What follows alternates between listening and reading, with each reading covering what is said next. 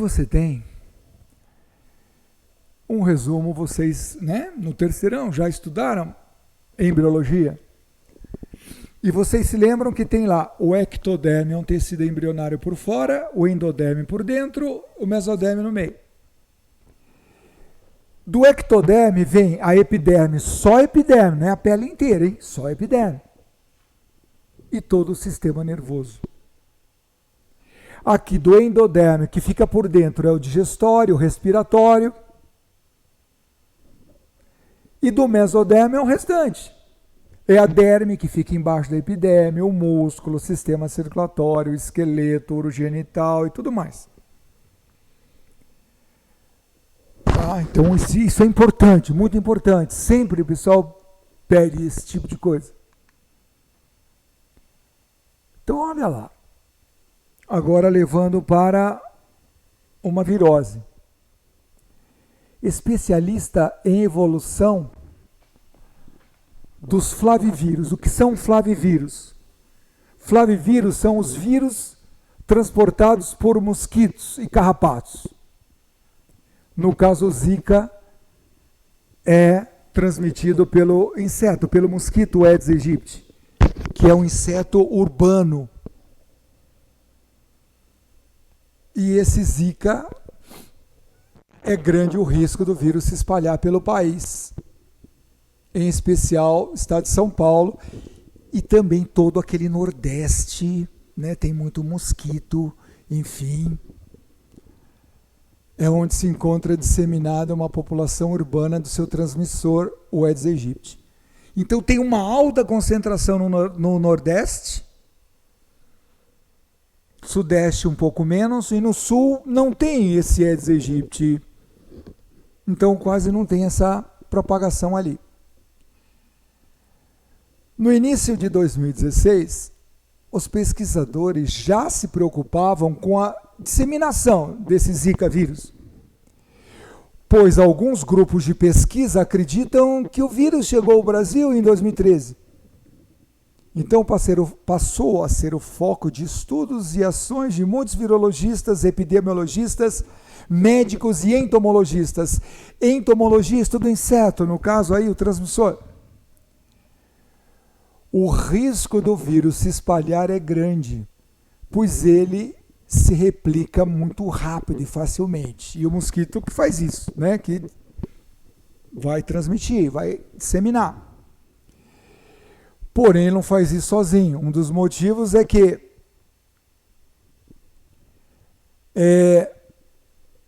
e notem outra coisa, toda doença que é transmitida por um mosquito, pode ser a malária, que quem causa é o protozoário plasmódio. É transmitida pelo mosquito prego. A leishmaniose, que a gente vai ver depois, é transmitida pelo mosquito palha. Dengue, zika, chikungunya, febre amarela, tal, são viroses transmitidas por mosquitos. Toda doença transmitida por um mosquito é a fêmea do mosquito que transmite. Porque a fêmea que suga sangue das pessoas, ela é hematófaga, ela necessita de proteínas para fazer os seus ovos. Os machos desses mosquitos vivem menos tempo e eles sugam seiva de planta, seiva elaborada, açúcar de planta. Enfim, o risco do vírus se espalhar é grande, pois ele se replica muito rápido. Mas não é capaz de fazer isso sozinho, porque ele precisa de uma célula. Você sabe que os vírus, eles são material genético, DNA ou RNA, ou em pouquíssimos casos os dois, e uma cápsula em volta. Então, um dos motivos é que ele não tem material genético. Não, ele tem. Ele é constituído exclusivamente por proteínas. Não, ele tem uma capa proteica em volta, mas ele também tem lipídio ali. Não tem envelope nem cápsula. Não, então ele tem a cápsula e muitas vezes mais um envelope em volta. Ele é capaz de realizar apenas a tradução. Não. Tradução é uma forma de reprodução deles. Mas não só a tradução. Eles também podem ter essa replicação. ele não apresenta ribossomos próprios, ele não tem nada citoplasmático, nuclear, não tem nada, ele tem só um material genético. Então ele não tem ribossomo próprio para a síntese das proteínas necessárias, ele precisa usar todo o composto da célula, ele chega lá e toma conta da célula e a célula fabrica novos vírus para ele. Então ele não tem ribossomo próprio para fazer as proteínas necessárias. Sim, é isso aí. Resposta aí. Aqui nós temos uma doença importante, que é a leishmaniose visceral. Então existem dois tipos de leishmaniose, aquela cutânea, que dá aquelas feridas, é conhecida como úlcera de Bauru. Quem causa a leishmaniose cutânea é a Leishmania brasiliensis. Leishmania brasiliensis. Essa é a cutânea.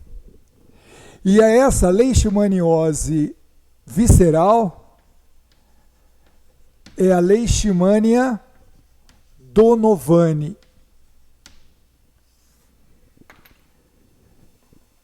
Essa leishmaniose visceral, ela normalmente é mortal. Veja lá, ela frequentemente é fatal. Porque nela você não vê nada, ela pega esses órgãos, as vísceras, e mata a pessoa. A cutânea, que é a Leishmania brasiliensis que causa, ela é feia, ela deforma, ela pega pele, osso, cartilagem, vai deformando. Mas ela deforma, ela é feia de se ver, só que ela quase não mata. Ou seja, aquela que não aparece nada, que pega as vísceras, essa é fatal. Tanto uma quanto a outra são transmitidas pelo mesmo mosquito. Olha lá, sempre as fêmeas. Que é o mosquito palha. Ele é do gênero Lutsomia. Gênero Lutsomia.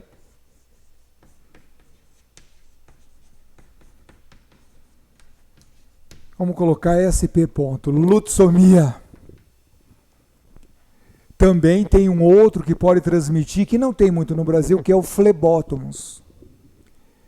E ela é transmitida exclusivamente pelo mosquito, tá? Pega de uma pessoa para outra. O mosquito se contamina quando ele suga o sangue de uma pessoa doente ou de um reservatório natural. Nesse caso, os reservatórios naturais são os cães de rua. Suponha que você participe da equipe de assessores do Ministério da Saúde. Por isso tenha recebido o comunicado acima. Então solicitou-se a elaboração de um plano de ação para tentar conter a leishmaniose. Nesse plano, uma das principais ações, você tem que combater esse mosquito. Ele que é o responsável pela transmissão, só. Incentivar a ingestão de água tratada e alimentos cozidos? Não. Tratamento de água e rede de esgotos é o que a gente chama de saneamento básico. O saneamento básico é só para parasitas intestinais. É para entamoeba histolítica, giardia, viroses, verminoses. Aí você usa isso aqui, que é o saneamento básico. Letra B, incentivar a análise das condições dos alimentos enlatados. Alimento enlatado tem nada a ver com a leishmaniose, né? Evitando o consumo daqueles que estiverem com a embalagem estufada. Alimento enlatado com a embalagem estufada significa que ali tem uma bactéria anaeróbia, certo? Que pode causar até a morte, que é o botulismo, o Clostridium botulinum, né? Que ele pode matar uma pessoa, inclusive. Mas não é o caso. estimular a melhoria das condições sanitárias para evitar o contato com corpos de água contaminados. Seria similar aqui à parasitose intestinal. Mas especificamente para leishmaniose ou cutânea ou visceral, combater o mosquito palha, ou é chamado de mosca de birigui, que é do gênero Lutzomia. E o mosquito prego não é leishmaniose, o mosquito prego é o anófeles da malária. Portanto, resposta D de dado. Bem, aqui nessa próxima questão, você tem, muito comum hoje, né, em clínicas, consultórios, em residências, você fazer um jardim vertical. A falta de varanda era um problema no apartamento do paisagista Gil Fialho. A questão foi contornada com essa solução. Entre duas janelas, se transformou num jardim vertical, recheado de samambaias. Talvez no desenho você não identifique muito. Samambaias, orquídeas, bromélias. Samambaias, bromélias e orquídeas. Então grifa, samambaias, bromélias, orquídeas. Ok? No século XXI, o paisagismo tem sido destaque em ambientes comerciais, residenciais. Para elaborar essa decoração, o paisagista responsável utilizou o quê?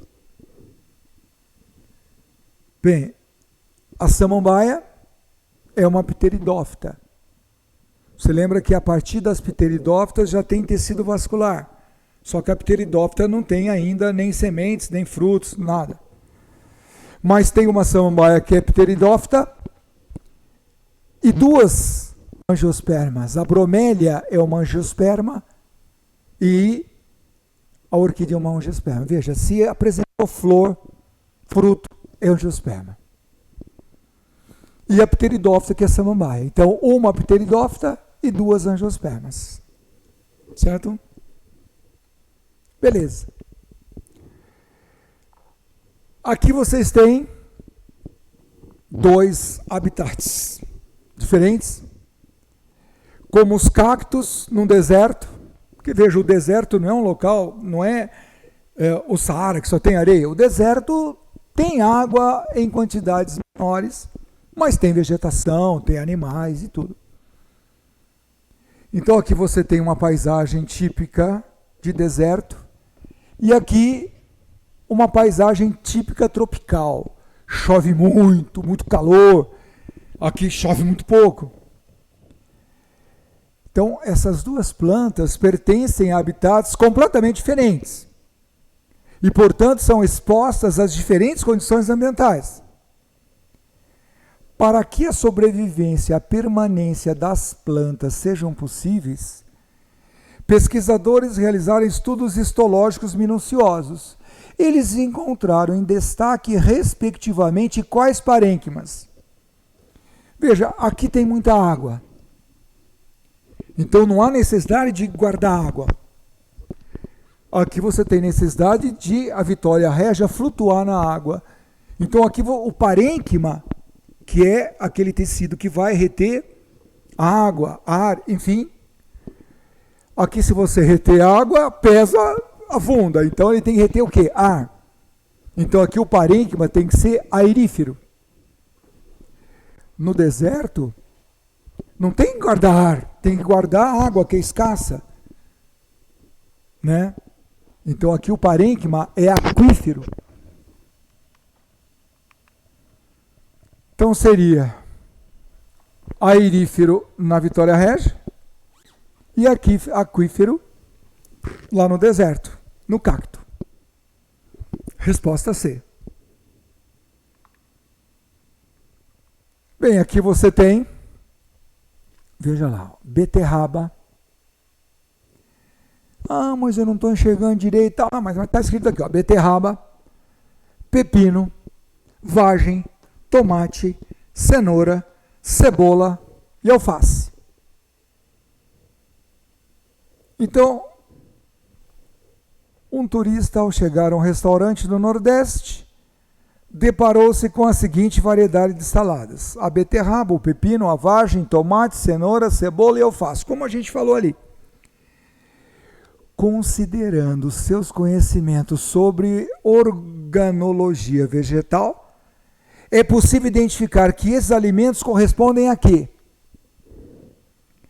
Bom, beterraba, caule. O pepino tem semente, né? Tem semente, é fruto. Vagem tem semente, inclusive é deiscente, quando seca ela abre. Fruto. Tomate tem semente ali, fruto. A cenoura, caule. A cenoura, raiz. Cebola, caule, né? É aquele bulbo. E alface é folha. Então nós temos raiz, fruto, fruto, fruto, raiz, caule e folha. Então nós temos 3 frutos, 2 raízes, 1 caule e 1 folha. Perfeito? Resposta E. Outra situação para a gente aqui. A principal explicação para o deslocamento da seiva inorgânica até as folhas. Então, quando você tem uma planta pequena, né, um arbusto, ela absorve água e nutrientes por transporte ativo. É uma pressão positiva que levou, né, o transporte ativo e leva até as folhas para fazer fotossíntese. Mas quando se tratar de gimnospermas, né, essas árvores muito grandes, às vezes chega lá na Califórnia a 50 metros de altura, essa pressão que vem ali da raiz não dá para levar até as folhas lá a seiva bruta para fazer fotossíntese. Então é aí que entra aquela teoria do Dickson, né, de adesão, coesão e transpiração. Porque lá em cima vai ter transpiração, vai criar uma força, né, uma pressão negativa, que justamente vai subir essa seiva bruta lá em cima para fazer fotossíntese. Então aí é transpiração, adesão e coesão das moléculas de água e sais minerais. Tá? Então, no caso, nessas plantas fotografadas, essas árvores gigantes, o deslocamento dessa seiva de água e nutrientes para cima se dá através do quê? Pressão negativa da raiz. Não, a raiz faz pressão positiva, só que não leva muito. Quem faz a pressão negativa é lá em cima. Então é a força da sucção, né, transpiração e coesão, essa força que é criada pela transpiração, e é uma pressão negativa que sobe. Correto, resposta B, é a chamada teoria do Dickson. Certo? Bem, aqui nós temos, no século XVIII, o Jenner foi o cara que inventou a vacina. A varíola também dava em bovinos. E você sabe que na varíola saem aquelas bolhas, aquelas máculas, pápulas, com pus e tudo mais. Então ele pegou o pus que tinha ali nessa vaca, numa daquelas bolhas ali, e inoculou num menino de 8 anos. E ele pegou essa varíola de uma forma branda. Por quê? Naquelas feridas que tinham pus, aquelas bolhas, né? Aquelas máculas lá, tinha o que já? a ação de anticorpos, então tinha vírus mortos e tal, e alguns vivos, poucos. Então deu uma varíola nele leve. Só que aí o sistema imunológico dele reconheceu aquilo e produziu anticorpos para sempre. Passado um mês, ele pegou aí um vírus de um humano ativo, botou no menino e ele não pegou nada. Foi daí, por causa da vaca, que deu o nome de vacina. Tá? Foi a primeira que surgiu ali. E a partir daí, para micro-organismos, para vírus, bactérias, protozoários e até para vermes, que está sendo desenvolvida uma vacina no Brasil para esquistossomose, né? Aí passou-se a produzir vacinas para diversos organismos. Então, milhares de pessoas estavam morrendo de varíola humana no final do século XVIII. 1796, o Edward Jenner, aquele que você viu lá, inoculou no menino o pus extraído de feridas de vacas contaminadas com o vírus da varíola bovina, que causa uma doença branda em humanos. O garoto contraiu uma infecção benigna, 10 dias depois recuperou-se. Meses depois ele inoculou no menino agora vírus fortes e tal, e o menino não ficou doente. Considerando o resultado do experimento, qual a contribuição desse médico para a saúde humana? A prevenção de diversas doenças infecto-contagiosas em todo o mundo. Ok? Obviamente que eu disse, nem toda doença infecciosa tem vacina, mas várias apresentaram, né? Hoje tem a vacina. Então é a resposta A.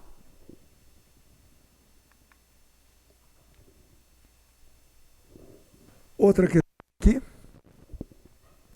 Sabe-se que hoje o efeito estufa é a acumulação de gases, principalmente CO2, metano, o amônia, nitratos.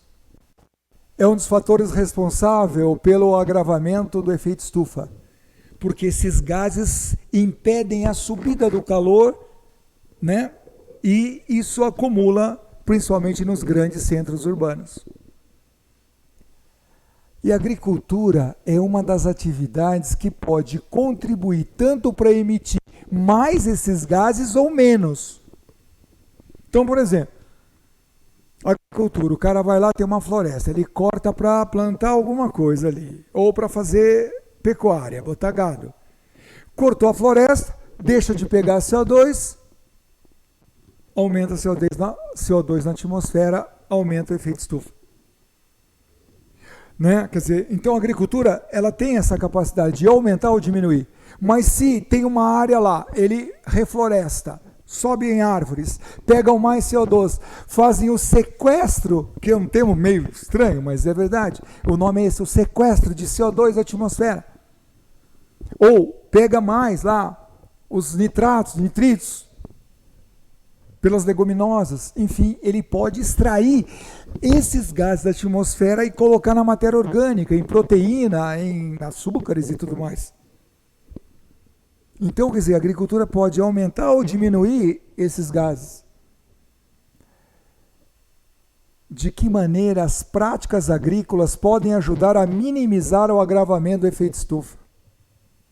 Evitando a rotação de culturas? Não, a rotação de culturas melhora o solo. Libera o CO2 presente no solo. Se liberar o CO2 do solo, aí vai aumentar o efeito estufa.